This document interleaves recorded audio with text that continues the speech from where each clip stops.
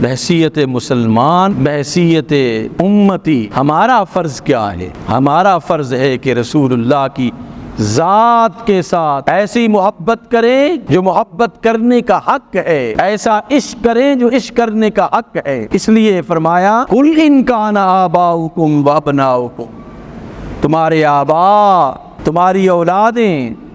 وَإِخْوَانُكُمْ وَأَزْوَاجُكُمْ، تمہارے بھائی اور تمہاری بیویاں، وَعَشِيرَتُكُمْ، تمہارے رشتہ دار، تمہارے تمام رشتہ دار، وَأَمْوَالٌ اقْتَرَفْتُمُوهَا، جو تم نے مال کمایا ہے، وَتِجَارَةٌ تَخْشَوْنَ كَسَادَهَا، اور وہ تجارت جس سے تمہیں گھاٹے اور نقصان کا خوف ہوتا ہے، وَمَسَاكِنَ تَرْضَوْنَهَا، اور وہ گھر جن میں تم بڑی پسندیدگی کے ساتھ رہتے ہو، یہ سب چیزیں، وَمَسَاكِنَ تَرْضَوْنَهَا، وہ گھر جنہیں تم پسند کرتے ہو، احب الیکم من اللہ ورسولہ، تمہیں اگر اللہ اور اس کے رسول سے زیادہ جو ہے وہ پیارے ہوں، فتربصوا، تو اللہ کے عذاب کا پھر انتظار کرو،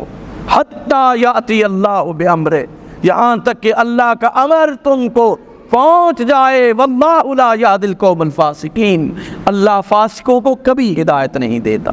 آیت کیا کہہ رہی؟ نص قرآنی کیا کہہ رہی ہے کہ تمہارے باپ، تمہارے اولاد، تمہارے بھائی، تمہاری بیویاں، رشتہ دار، تمہارا مال و متاع اگر زیادہ محبوب ہے اللہ اور اس کے رسول سے، تو پھر تم حالت فسق میں چلے جاتے، اور اللہ فاسقوں کو ہدایت نہیں دیتا، اللہ صرف اہل ایمان کو ہدایت دیتا ہے۔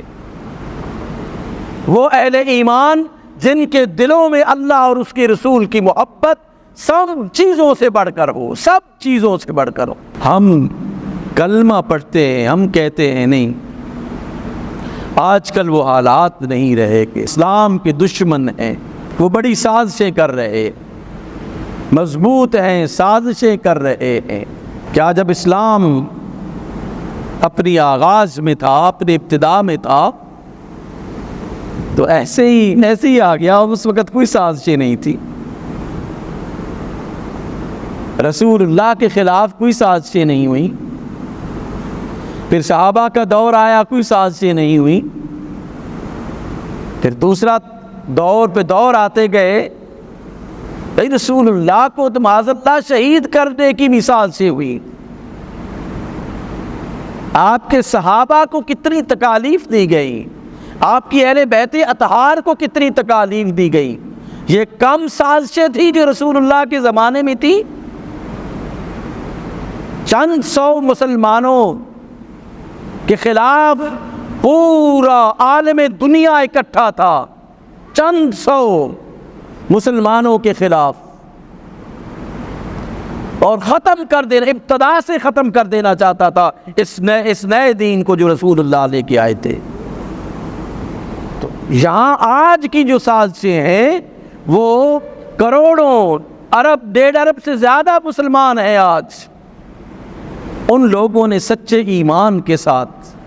ان سازشوں کا مقابلہ کیا، سازشوں کو شکست دی،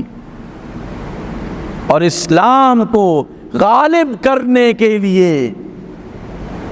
اسلام کو غلبہ دینے کے لیے اللہ سے محبت کر کے اپنی جانیں قربان کی، رسول اللہ سے محبت کر کے اپنی جانیں قربان کی۔